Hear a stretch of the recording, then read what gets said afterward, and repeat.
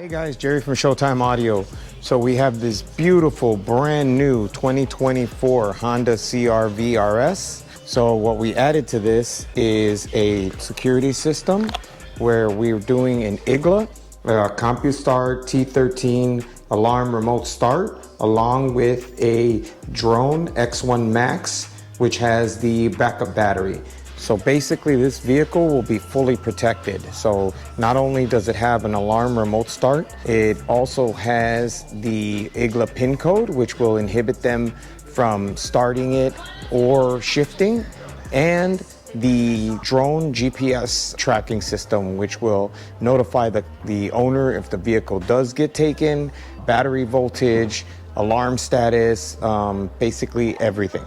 All right, so one of the main things that we advise clients to do on a lot of these push-to-start vehicles is to not link the aftermarket fob to the factory fob. Reason being is if they do a relay attack, when they disarm the factory alarm with the relay attack, they'll disarm the factory. But by them not being linked, in other words, you must use this remote to disactivate the system. There is a way to do it. Normally we would tie it into the factory fob so that the factory fob would disable the aftermarket, but with the way technology is now and them able to do these relay attacks where they basically can emulate the key and disarm the factory alarm, we don't want them tied. So even if they do happen to unlock and disarm the factory alarm, the aftermarket alarm will continue to go off and then alert the client. The other thing, but a lot of clients don't like losing features. So one of the features that you have with these push-to-start fobs is that when you walk up, you can, it will disarm the vehicle without you doing anything. So let's say the keys are in your pocket, in your purse, whatever, just on your person. But by doing the T13 remote, it has proximity and you actually gain a feature. So we're gonna walk up and show you what it does. So as we walk up, if you watch the vehicle, you heard a chirp, vehicle unlocked. So now allows us to get in the vehicle. And then this is a hybrid. So I'm going to press the start button and you'll see that the dash lights up, all the gauges sweep, but the way you know it's not running is that there's not a ready icon on the dash. On these vehicles, when they're running, there's a ready icon. Because it's a hybrid, the engine isn't always on, so therefore the ready icon is how you know it's on. So now what I'm gonna do is I'm going to put in the PIN code. I'm gonna put in the temporary PIN code.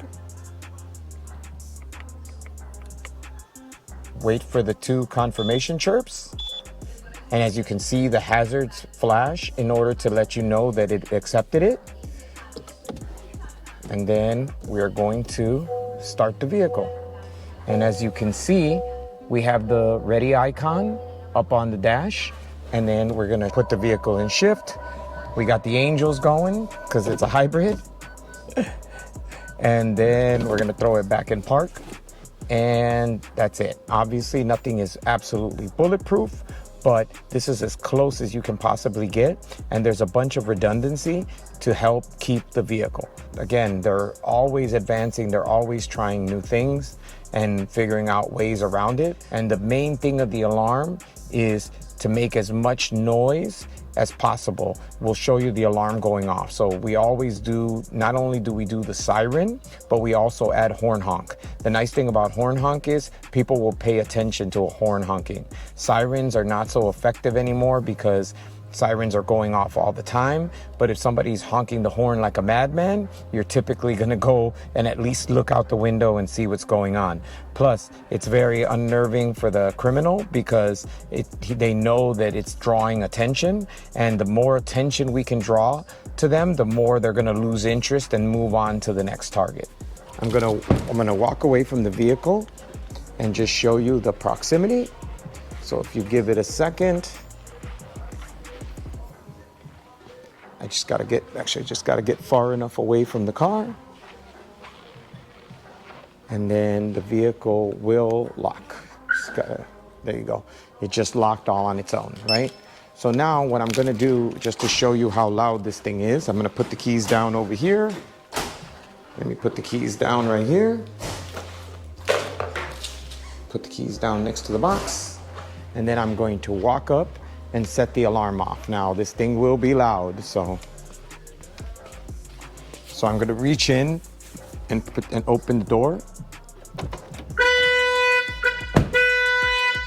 So the alarm is going off. Both the factory as well as the aftermarket. And then we're gonna go over here to the fob.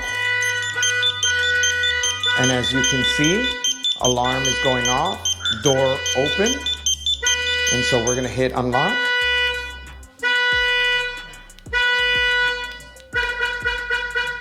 Now that disactivated both the factory alarm as well as it actually disactivated our aftermarket alarm as well as the factory alarm.